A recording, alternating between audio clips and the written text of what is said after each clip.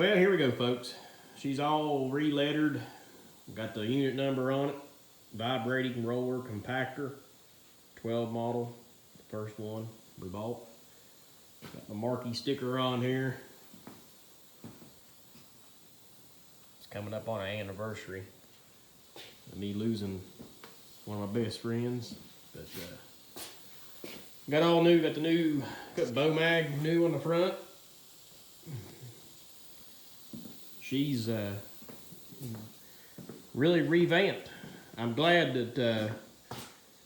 Jody thought of that. I thought about putting like a black or a gray outline to match, you know, this down here. And I don't know why I didn't think about telling him that, but he took it upon himself and he sent me some of these just plain white, and he sent me some with a black outline. Of course, as soon as I seen that black outline, I said, yeah, that's got to go on there.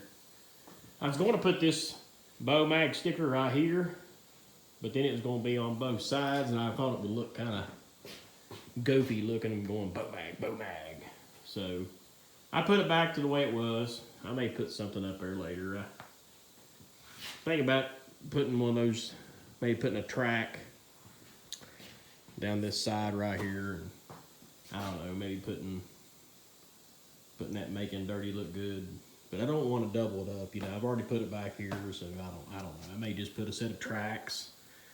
I may just put a set of tracks down both sides of that, maybe.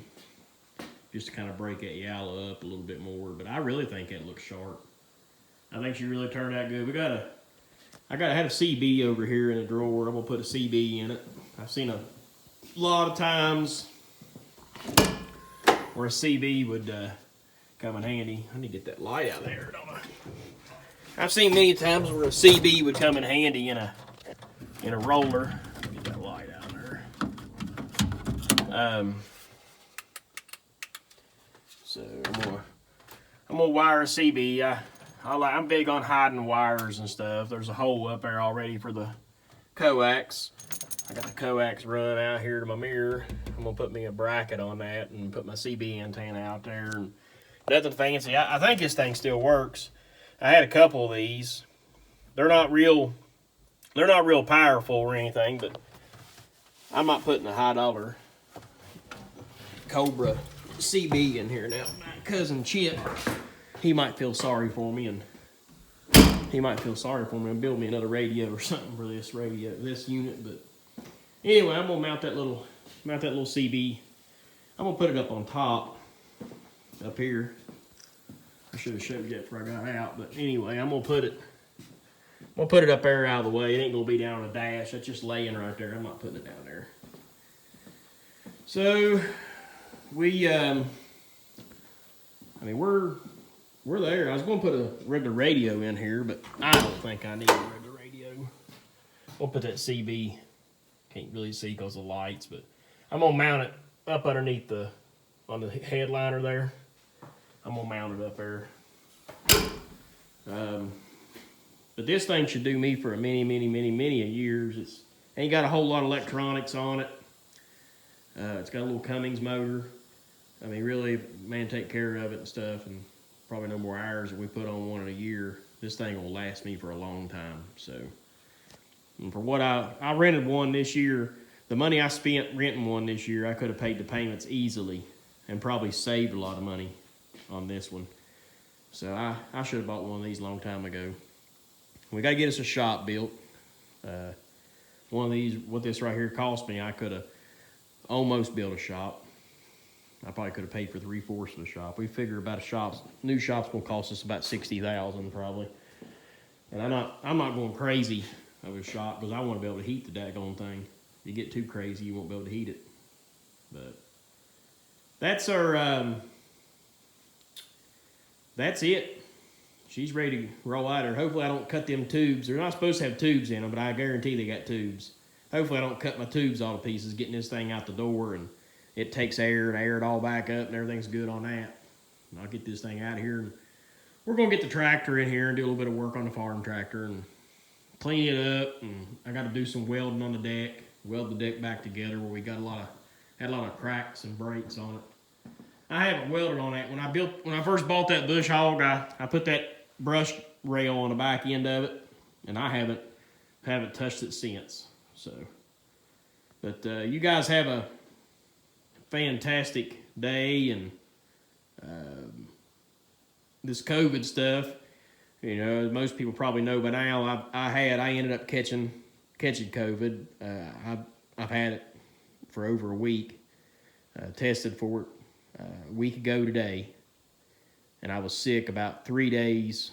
Let's see here. I was sick Tuesday, Wednesday, Thursday, Friday. So let's just say Wednesday. Wednesday's when I was really sick. Tuesday I didn't feel good, but Wednesday I was sick. So I've had it for 13 days now. Yeah, say 12, 13 days, and I feel fine. I feel fine. I had a stuffy nose, I had fever one day, didn't even have a cough. What little bit of cough I had every now and then wasn't COVID. I think it was mostly dust or something that got in my throat, and I had to cough a little bit. Runny nose a little bit, but mostly a stuffy nose. No taste and no smell. Some of my taste has come back, a little bit of my smells come back. I figure by Monday I should be pretty much back to normal. So of course I'll retest and see what that comes up with, but I'll be really confident on it by then. I don't want to get anybody mad or hating, if that's a word. But listen, folks, you don't be scared of this thing as far as, I'm not telling you to go out there and lick doorknobs. I say that all the time. I'm not telling you to go out there and lick doorknobs. But a lot of people around me has had it. My niece, her husband, down the road from me. My wife's got it. She's got it a little bit worse than I do. She feels more run down than I did. And a couple other people that I know that I don't want to say their names, have it, and they all say the same thing. They said, it's cross between a flu and a cold. A little bit of a cold, probably a little bit more of a cold feeling and a little bit of weak feeling from the flu, but those two's pretty much it. I've got a daughter that's living in our house with us. One daughter kind of staying with one of her friends. My daughter's tested negative for it 3 times. One of them is living in a house with us. Now, we're not going around too much. She stays in her room and whatnot. Like I said, folks, I'm telling you my experience. I'm not a doctor. I'm telling you my experience with it, and multiple people in my household and in my circle, their experiences. So that maybe, just maybe, people will quit being just so scared. Don't be so scared that you're interrupting your normal day life. I'm not telling you to go out there and lick doorknobs, but I'm just telling you to don't let the fear mongering just keep going on and on and on. It's bad. Some people have it worse. Some people have to go to ventilators. I know this. Don't fill everything full of my comments that I'm just this awful person that has no respect for anything, and don't do that, because I'll click remove all day long. It does not bother me. You don't understand. For the next 3 or more days, I don't have anything to do but sit in my office and go over my YouTube and go over my Facebook. So, it don't bother me. If I can't do that, I'll block you. I want to put it out there because I want people to not be afraid. You're more likely to get killed by Hillary Clinton than to die from the COVID virus.